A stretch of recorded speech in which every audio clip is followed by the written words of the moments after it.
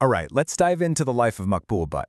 He's a really central and you could say controversial figure in the modern Kashmir conflict. For some, he's the founding father of a revolution. For others, he's a convicted militant. His story is just packed with ideology, armed struggle, and in the end, sacrifice. And it's a story that still echoes really loudly today. You know, it seems like from very early on, people around Maqbool Butt just sensed he was going to live a life of consequence. I mean, this quote from his college principal is just chillingly accurate, isn't it? It perfectly frames the high-stakes path he was about to choose, and it foreshadows a life that would, in fact, end at the gallows. So where did this all begin? To really get a handle on the revolutionary, we have to go back and look at the young man, his education, and the incredibly charged political environment that shaped his entire worldview. Okay. So Butt was born in 1938 in the Kupwara district, and his political activism really kicked off in college. But the huge turning point, the life-altering moment, came in 1958. Right in the middle of all this regional turmoil, he decides to cross the ceasefire line into Pakistan-administered Kashmir, or Azad Kashmir. He actually continued his education in Peshawar, even worked as a journalist for a bit, but that revolutionary path was already being. Now, Butt was not the kind of guy to just sit on the sidelines as a student activist. Not at all. He very quickly moved into a leadership role, and he was determined to organize a real, formal movement to push for his vision of Kashmir's future. So in 1965, he co-founds the Plebiscite Front. Now, a plebiscite is just a direct vote by the people to decide a huge political question, and in this case, that question was the future of Kashmir. And then, in this really powerful symbolic act, Butt and his group went to the border, took a handful of soil from Jammu and Kashmir, and swore an oath to sacrifice their lives for what they called the freedom of their homeland. But for Maqbool Butt, just organizing a political party wasn't going to cut it. He was convinced a more direct approach was necessary. So right alongside the political front, he co-founded the National Liberation Front, the NLF.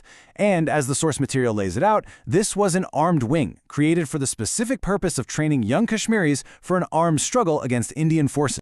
And this quote right here, it says it all. This just perfectly sums up his whole philosophy. It cuts right to the heart of why he justified armed resistance. See, in his mind, waiting for freedom to be handed to you was a waste of time. It had to be taken by force. Okay, so this ideology wasn't just talk. He was ready to put it into practice. The next phase of his life, honestly, it reads like a thriller. We're talking about his return to the Kashmir Valley, his capture, and then a truly legendary prison escape. So, in 1966, he puts his plan into motion. He secretly crosses back into the Kashmir Valley to start building his organization right there on the ground. But his activities were discovered, he was arrested, and after a trial, the Kashmir High Court sentenced him to death.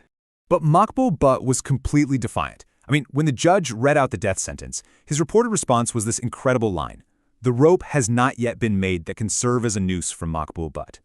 That is just a moment of pure, unwavering conviction. And, as it turns out, it was also a promise he fully intended to keep. And incredibly, he followed through. In December 1968, while he was on death row in Srinagar, he and two others literally tunneled their way out of the prison. Their escape was this brutal trek across treacherous snow-covered mountains all the way back to Azad Kashmir. But, and you can't make this up, in a shocking twist, the moment he arrives, he's immediately arrested again, only this time by Pakistani authorities who suspected him of being an Indian agent. So after he eventually gets out of that Pakistani prison, his story takes another dramatic turn, getting tangled up in a major international incident that would, you guessed it, land him right back behind bars. In 1971, an Indian Airlines plane, the Ganga, was hijacked and flown to Lahore. Now, according to the source material we're looking at, in the aftermath of that event, Maqbool Butt and hundreds of his fellow NLF members were rounded up and thrown in prison by Pakistan, facing intense questioning about the hijacking.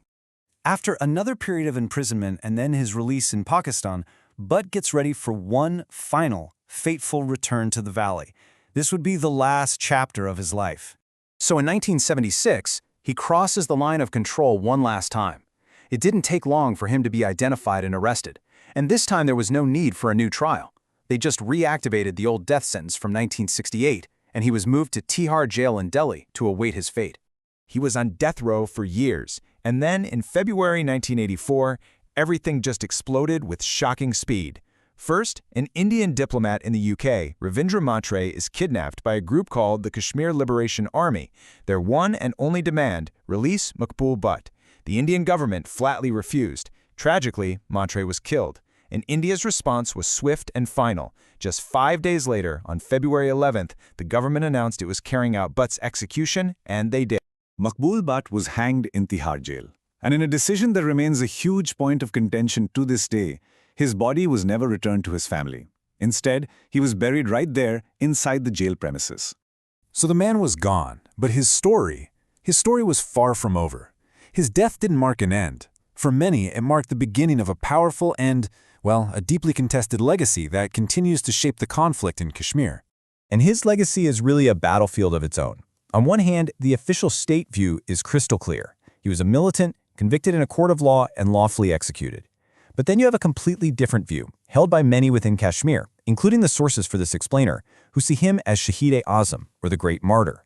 For them, his death wasn't an end. It was the spark that helped ignite the armed insurgency that would engulf the whole region just a few years later, inspiring generations to come. And all of this really brings us to a huge question. The story of Maqbool Butt forces you to ask, how is a person's legacy in history actually defined? Is it by their actions, the power of their ideals, or is it by the movements they inspire long after they're gone? His story really shows that in history, the line between a martyr and a militant often just depends on your perspective. Something to think about. Thanks for joining me.